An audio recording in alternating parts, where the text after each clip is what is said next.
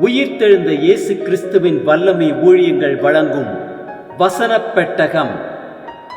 இயேசுவே கர்த்தர். இயேசுவையே தேவன் ஆண்டவரும் கிறிஸ்துவுமாக்கினார். இயேசுவே ராஜாதி ராஜா, கர்த்தாதி கர்த்தா. கிறிஸ்துவே மரித்தோர் மேலும் ஜீவனுள்ளோர் மேலும் ஆண்டவர். கிறிஸ்துவே போதகரும் ஆண்டவருமாயிருக்கிறார். வசனப் பெட்டகத்தின் இன்றைய தின கருப்பொருள்: பரிசுத்தப்படுத்திக் கொள்ளுங்கள். உங்களை பரிசுத்தம் பண்ணிக் கொள்ளுங்கள். பரிசுத்தப்படுத்திக் கொள்வதை குறித்ததான வேத வசனங்களை பார்க்கலாம். 2 தெசலோனிக்கேயர் 2:13 வாசிக்கிறோம். கர்த்தருக்கு பிரியமான சகோதரரே, நீங்கள் ஆவியினாலே பரிசுத்தமாக்கப்படுகிறதுனாலும் சத்தியத்தை விசுவாசிக்கிறதுனாலும் இரட்சிப்படையும்படிக்கு ஆதி முதல் தேவன் உங்களை தெரிந்து கொண்டபடியினாலே நாங்கள் உங்களை குறித்து எப்பொழுதும் தேவனை ஸ்தோத்தரிக்க கடனாளிகளாயிருக்கிறோம். 2 தீமோத்தேயு 2:21 வாசிக்கிறோம்.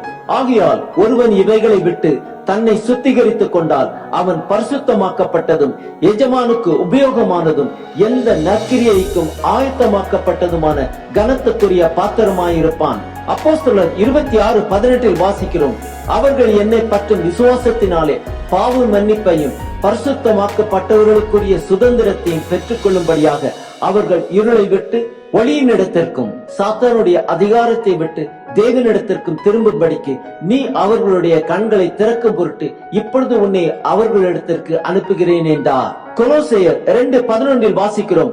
அல்லாமலும் நீங்கள் கிறிஸ்துவை பற்றும் விருத்த சேதனத்தினாலே மாம்சத்திற்குரிய பாவ சரீரத்தை களைந்து விட்டதினால் கையால் செய்யப்படாத விருத்த சேதனத்தை அவருக்குள் பெற்றீர்கள்.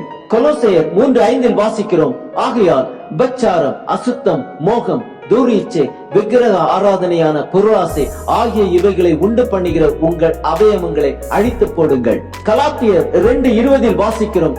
கிறிஸ்துவுடனே கூட சிலுவையில் அறையப்பட்டேன், ஆயினும் பிழைத்திருக்கிறேன். இனி நான் அல்ல, கிறிஸ்துவே எனக்குள் பிழைத்திருக்கிறார். நான் இப்பொழுது மாம்சத்தில் பிழைத்திருக்கிறதோ என்னில் அன்பு கூர்ந்து எனக்காக தம்மை தாமே ஒப்பு கொடுத்த தேவனுடைய குமாரனை பற்றும் விசுவாசத்தினாலே பிழைத்திருக்கிறேன். எபிரேயர் 9:14 வாசிக்கிறோம். நித்திய ஆவியினாலே தம்மை தாமே பழுதற்ற பலியாக தேவனுக்கு ஒப்பு கொடுத்த கிறிஸ்துவனுடைய ரத்தம் ஜீவனுள்ள தேவனுக்கு ஊழியம் செய்வதற்கு உங்கள் மனசாட்சியை செத்த கிரியைகளை சுத்திகரிப்பது எவ்வளவு நிச்சயம். எபிரேயர் 10:10 வாசிக்கிறோம். இயேசு கிறிஸ்துவனுடைய சரீரம் ஒரே தரம் பலியிடப்பட்டதினாலே அந்த சித்தத்தின்படி நாம் பரிசுத்தமாக்கப்பட்டிருக்கிறோம். எபிரேயர் 10:14 வாசிக்கிறோம். ஏனெனில் பரிசுத்தமாக்கப்படுகிறவர்களை ஒரே பலியினாலே இவர் என்னென்னைக்கும் பூரணப்படுத்தி இருக்கிறார். எபிரேயர் 12:10 வாசிக்கிறோம். அவர்கள் தங்களுக்கு நலம் என்று தோன்றினபடி கொஞ்ச காலம் சிட்சித்தார்கள். இவரோ தம்முடைய பரிசுத்தத்துக்கு நாம் பங்குள்ளவர்களாகும் பொருட்டு நம்முடைய பிரயோஜனத்துக்காகவே நம்மை சிட்சிக்கிறார். எபிரேயர் 12:14 வாசிக்கிறோம்.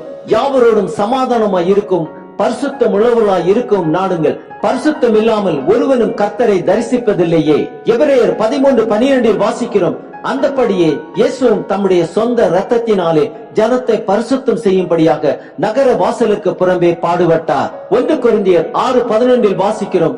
உங்களில் சிலர் இப்படிப்பட்டவர்களாய் இருந்தீர்கள், ஆயினும் கர்த்தராகிய இயேசுவின் நாமத்தினாலும் நமது தேவனுடைய ஆவியினாலும் கழுவப்பட்டீர்கள், பரிசுத்தமாக்கப்பட்டீர்கள், நீதிமான்களாக்கப்பட்டீர்கள். 1 யோவான் 1:9 வாசிக்கிறோம். நம்முடைய பாவங்களை நாம் அறிக்கையிட்டால் பாவங்களை நமக்கு மன்னித்து எல்லா அநியாயத்தையும் நீக்கி நம்மை சுத்திகரிப்பதற்கு அவர் உண்மையும் நீதியும் உள்ளவராயிருக்கிறார். ஆம், பரிசுத்தம் இல்லாமல் ஒருவனும் கர்த்தரை தரிசிப்பதில்லையே. இயேசுவின் ரத்தத்தால் நாம் கழுவப்பட்டு பரிசுத்தப்படுத்திக் கொள்வோம். அற்புதங்களை அனுதினமும் நம் வாழ்க்கையில் காணலாம்.